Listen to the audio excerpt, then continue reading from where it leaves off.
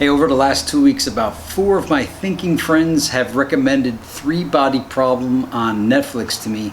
I finally got the chance to see episodes 1 and 2. I would just say that it deals with radar dishes that send signals to space, particle colliders, advanced futuristic VR headsets, potentially extraterrestrial life. But the key concept I want to give you at the beginning of this video is what I saw in episode 2.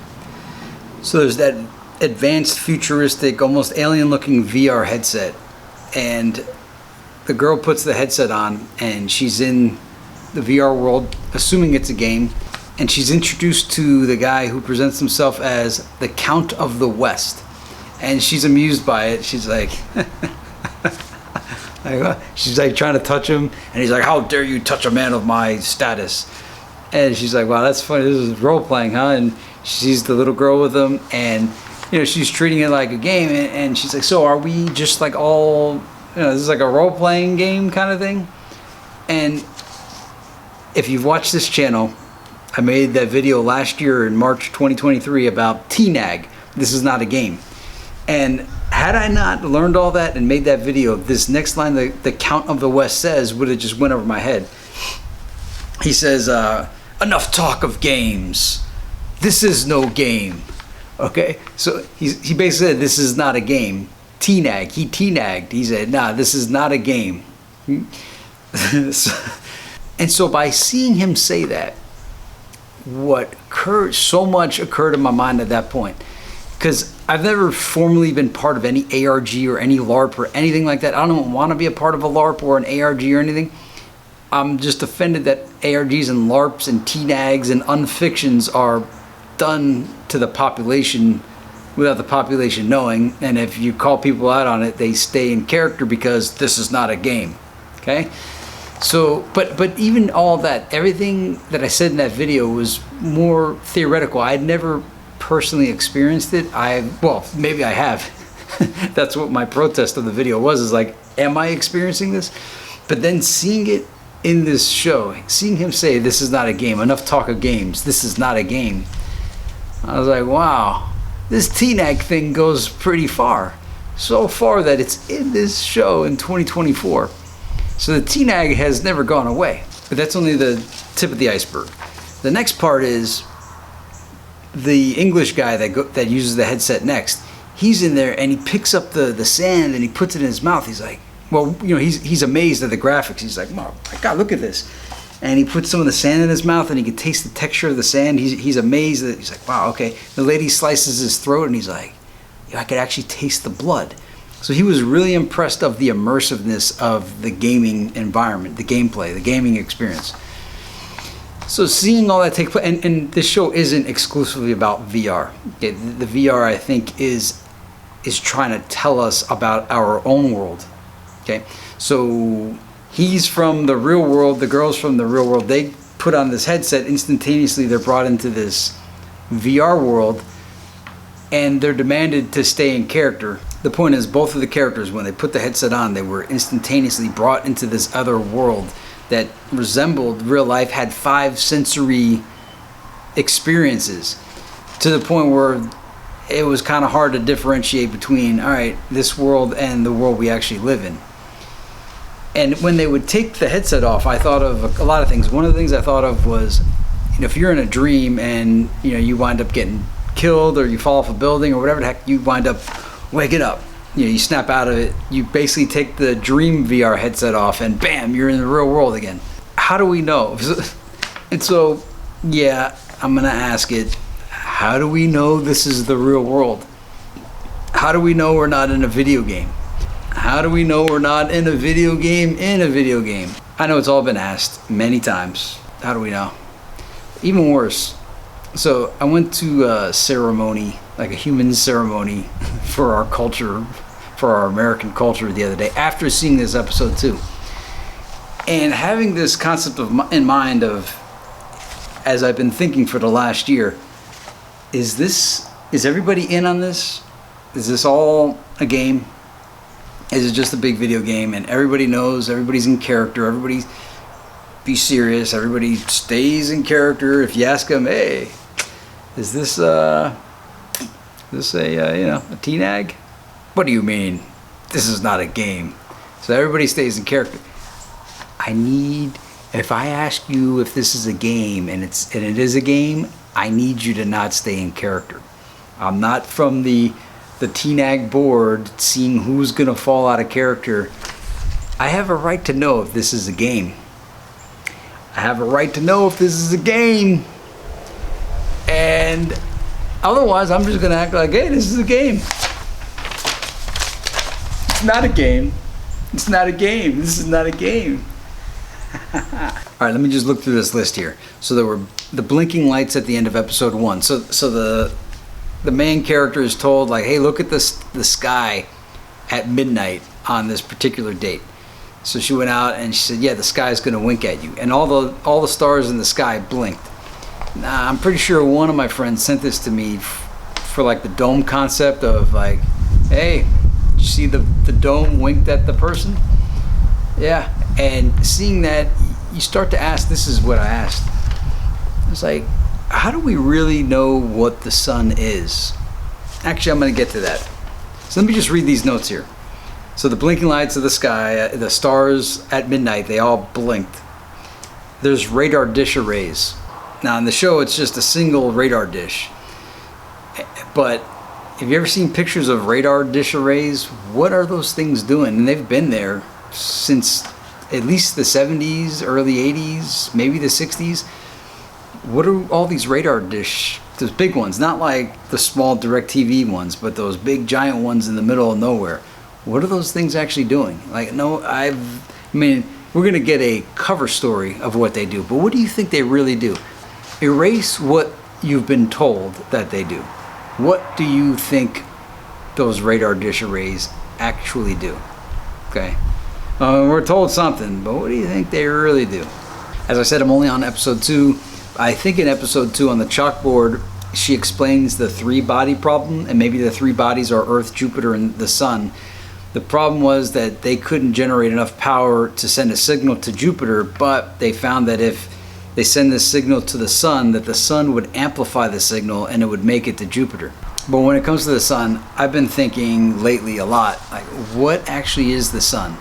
We're told all of these purposes of the Sun. It's this hydrogen explosions into helium, and it's this nonstop nuclear fusion reaction, whatever.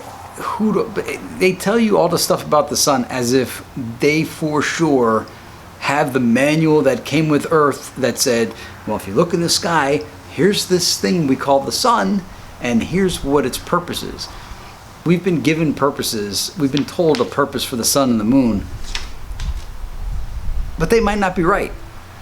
How do they know? Really, how do they know? Because they're science. But how do they know really what the Sun and the Moon are for? So then, the show's presenting that, hey, the Sun could amplify the radio wave and reflect it over to Jupiter. Again, I don't care about the plot of it.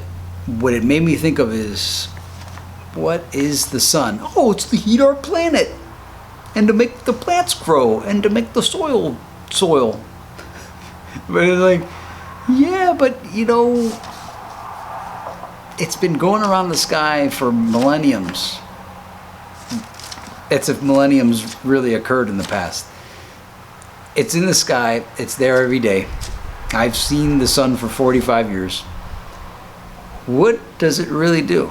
And what does the Moon really do? And what do they do together? It's almost, if they're, because they say, oh, well, the Moon came into the Earth. There's all these stories. Forget whatever you've been told is the case. Nobody knows. So now we're left with, what? WTF is the Sun, and what does it do? And how much does it do? Sure, it lights our planet. Sure, it heats our planet. But what else does it do? What else does it do? There was the mystery girl that went up to the main character girl and told her to shut down the nanotechnology program, and is the one that said, hey, look at the sky at midnight. And then when they looked back on the tape to prove that she encountered him, the girl wasn't on the camera.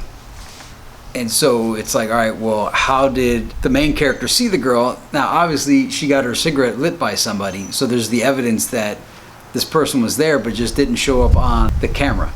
What this made me think about is one of my previous videos about the invisible outfits. If you had access to invisibility, imagine the things that you can do. Now, there's probably a different reason why she wasn't on camera, but I just want to keep pushing this little invisibility suit concept into your mind. Something interesting was dehydrating to preserve. In the VR world, the girl that goes in and talks to the Count of the West, she goes on some quest with him, and they're in some kind of battle. I don't know if it's with the sun or what. But the little girl sacrifices herself, but she doesn't really sacrifice herself. She becomes dehydrated. Not dehydrated like we get dehydrated. She actually like flattened out. Like all the water just flattens out, and then they rolled her up. And so so some people dehydrate themselves, and then there's the day of rehydration where all the dehydrated people get put into like a body of water, like a lake, and they rehydrate and come back alive again. Which, you see that and you think, that's pretty interesting. The dehydrating and the day of rehydration. But then you wonder, like, was that what the mummies were doing? Were they dehydrated, and then is there a way to bring these mummies back to life? And maybe they've done that already. The way we've always been told is, oh yeah, these ancient Egyptians, they put all these mummies, and well, they thought maybe in the future, they gave you some answer, but what if all these mummies could be rehydrated and reanimated? And imagine what the mummies of the past could tell us if we could understand their language. And to rehydrate when a stable era arrives. There was a scene that differentiated between mysticism and science when the prophecy of the stable age was coming, and he used like some I Ching thing to make the decision. And the girl who worked for the science lab kind of rejected the mysticism, and it turned out her science was right and the mysticism was wrong. But is it a Hegelian dialectic to give the thesis of mysticism and the antithesis of science, and the goal is in the end we're going to get the synthesis of a combination between science and mysticism? It's this ongoing theme. It's in the Celestine prophecy where they wanted science and religion to like join together, and in the Dan Brown book series, will science and religion ever get along? In this case, it wasn't religion, it was mysticism. Will science and mysticism ever get along? And that's kind of what my channel is saying too, is yes, science is good, but there are some things that science can't tell you, and that's where mysticism comes in. Not to say that you should make a drastic choice of the day of rehydration based on some kind of mysticism, because you could actually use science to figure out a proper way to decide that. But certain things can't be quantified, or maybe they can, but you'd have to find a way, and you'd have to be open to the mysticism in order to develop a method of quantifying the mystical. Because at some point in the past, magnetism and electricity and all those things must have seemed like mysticism prior to them being quantified through measurements like watts and ohms and volts. And once the Count of the West declared the date, he said, speed the days up. And the girl didn't know what that meant. And he said, put your hand on the ground and that'll speed up the days. And so she put her hand on the ground, and like all the clouds started flying by, and 8 days flew by, and they got to the day that they wanted to get to. And that speeding up of the days reminded me of, and this always stuck with me, is in Mortal Kombat. It was either Mortal Kombat Deception, or it was like Mortal Kombat 5 on the Conquest mode with a K. As Shujinku, you could speed up the time by like kneeling down and meditating, and the days would fly by. And the similar concept was here. If she put her hand on the ground, it would speed the days up. And I remembered in the Mortal Kombat game, I was happy that I could fast forward through the days, but at the same time, I saw my character age, and I thought, man, he just missed out on all this time. Much like the movie with Adam Sandler, I think it's called the remote control. Can't remember the name of the movie, but he's got this remote control, and he could fast forward the boring parts of life. But when you do that, you wind up missing out on things. It's like, why would you want to fast forward your life, your game? Well, I'll tell you, I remember playing Tecmo Super Bowl. Sometimes I wanted to fast forward some games, or actually all the other games. I didn't want to sit through every other. I wanted to play my game, but I didn't want to have to sit through all the other 15 games each week, so I would auto play them. The building that they had the nanotechnology lab in was a big giant black cube, and there was the scene where you're seeing the wow signal from a different angle. From, you know, we've heard about the wow signal from some American university, but the show is claiming that in China they also received the signal. And the signal said to the girl, hey, listen, I'm a pacifist. Whatever you do, do not reply to this. Our civilization will come conquer you. Now, she was living in communist China, and she sits there and thinks about it, and she goes, yeah, we need you guys to come fix this. So I'm surprised that was in a TV show. I'm surprised they allowed that, because it seems that Red China has been dictating all of our TV shows the last couple years. So I was pretty amazed to see that not only that, in episode 1 there was a real negative depiction of Mao's revolution. So maybe things are changing. In this show and other shows, you see people working in secret labs on advanced technology, and you wonder, you know, what the heck, man? Where are these places? How do I? But then you're like, do I actually want to work for these places?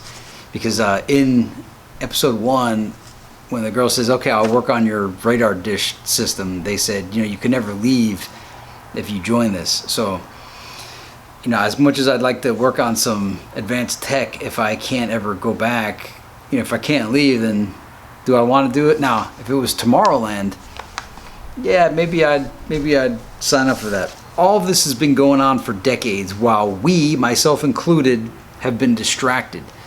So as I said in that video where that guy came to me in the dream with the portal, when he said, he's like, yeah, you know, you guys been watching football for 50 years, and we've been studying advanced nature, advanced science, while you idiots were just being idiots. We've been studying the fabric of reality. And wait, you think we're just going to share it with you guys? No, you guys are morons, and we put in the work, and we're going to use it how we see fit. And I actually had come to this conclusion in 2001. I realized the general population uses technology that's 50 years behind. And I wanted to be in on the real tech, and I was going to, you know, make that leap. I asked the universe for a definitive sign whether or not I should do that leap. And that week, the universe provided such a definitive sign. I'll make a video. I might have made a video about it. It's too long of a story to do now. But I definitely got the answer that was, no, do not do it. And it was definitely from the other realm. You know, I requested their interference. They interfered and let me know not to do it. So I thank them for answering my request. And to let you know, like, hey man, if you need to know, ask. Especially if it's a significant thing, you may get the intervention. So how many people actively know this is a TINAG? You know, you interview for a role at an organization, so you're interviewing and you're like on the casting couch without the weirdo stuff involved, and you're there to perform in the interview to show how you would perform in this role. Can you speak in vague generalities that's convincing enough to confuse the employees, to keep the TINAG of the workplace going? Because, you know, I also was wondering, if you yourself at your own workplace, you wonder how in the heck, especially if it's a big operation, how does this work? How does the global economy work on a daily basis without fail? For the most part, nothing fails. You know, we have a complex world economy, and it works every single day. And you think about the people you went to school with that would become, you know, the future employees, and you're like, these people couldn't get anything done. How are these inept people keeping the world going? And you start to wonder about why automation hasn't kicked in. The 2020 to 2022 live action role play, everything was locked down, yet the world still worked with only essential personnel. And so you wonder, how is that possible? Yeah, some people might say, oh, well, it just shows that none of us are needed. It's like, yeah, but even with just the essential personnel, are they even the real essential personnel? Or maybe everything is automated and they keep all of us occupied just to waste our lives and general population that we live in. Because, for instance, I don't know if you've seen that speech by Bukele, the president of El Salvador, at CPAC, when he told the audience, he said, for instance, the financial situation of the United States. When I talk to my conservative friends right here, they always tell me that the problem is high taxes.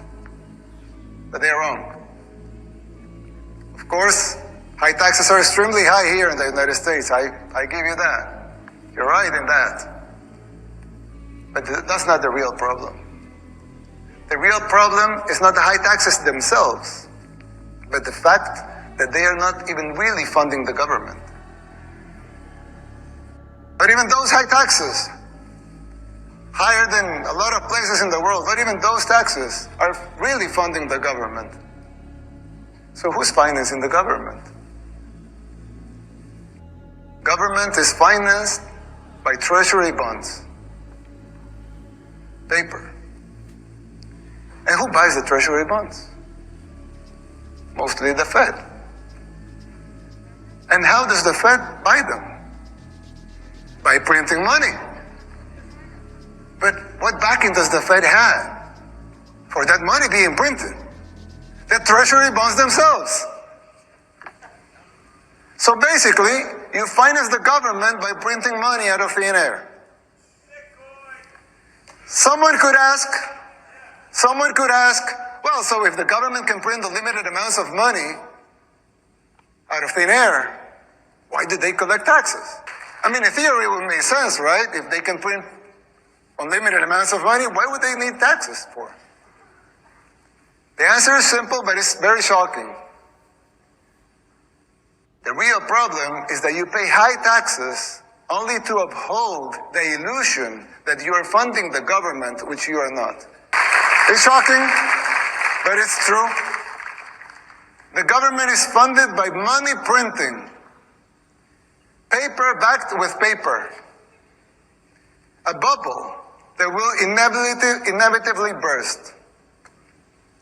The situation is even worse than it seems, because if most Americans and the rest of the world were to become aware of this farce, confidence in your currency would be lost, the dollar will fall, and the Western civilization with it.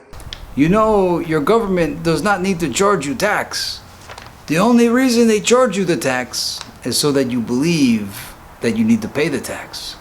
Okay? So it's like the system of taxation is just there to make us believe that this is all a real economy and that we need to go to work 8 hours a day and we just got to be occupied.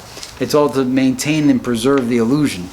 So yeah, so you interview for the role at the organization, you interview for the role that you're going to play in the TINAG, and when you think about it, most business is keeping, and not just most business and governments are keeping people in the dark about the reality or about the rules that they're of the game that they're in for their own personal gain. You know, almost all businesses operate in this manner. Withholding information essentially is a business model, but the rest of the card has been made intentionally hard to understand, requiring special tools to be able to fix it. So all this withholding of information is what creates these business models. But not only that, everything about our governments, it's like we don't really know how all of this works. We're just in this system, and what they taught us, you start this, when you try to apply it, you're like, hey, how come this doesn't really work like this across the board all the time? In that episode 2, the female main character has to give up her nanotechnology because she keeps seeing this countdown in her face, and she said, yeah, the countdown will go away as soon as you turn off the program to advance the nanotech. Presumably this is to preserve artificial scarcity, but also maybe it's to keep people working. If the abundance of all this tech and the knowledge of how nature and matter works, and if it was made available to all, everybody could become independent. If they're independent, how can you control them?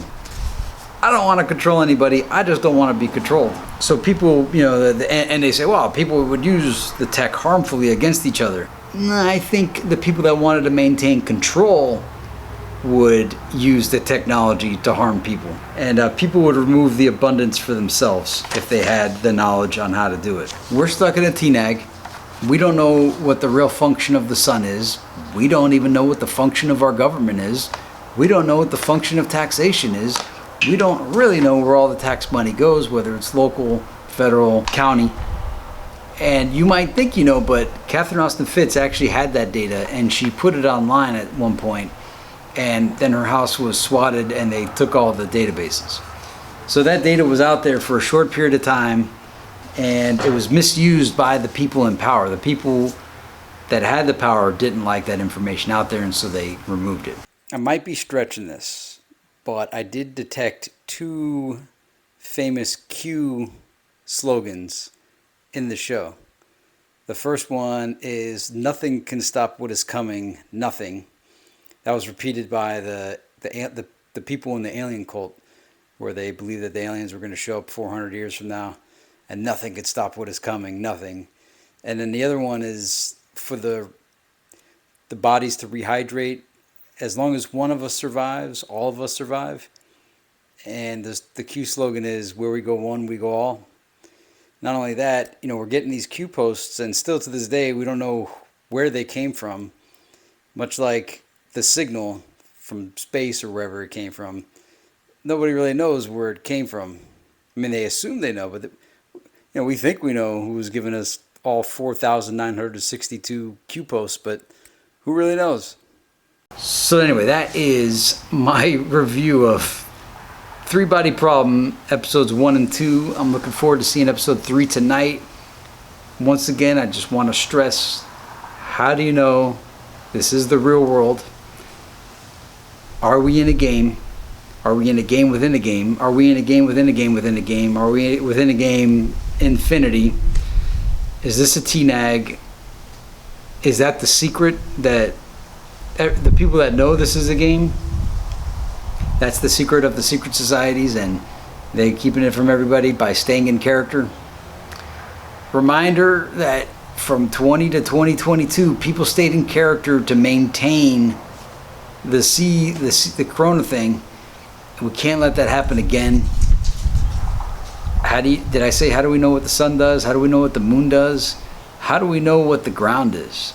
How do we know what the earth is? How do we know we're on an earth? How do we know we're not in a realm? How do we know we're not in a VR headset?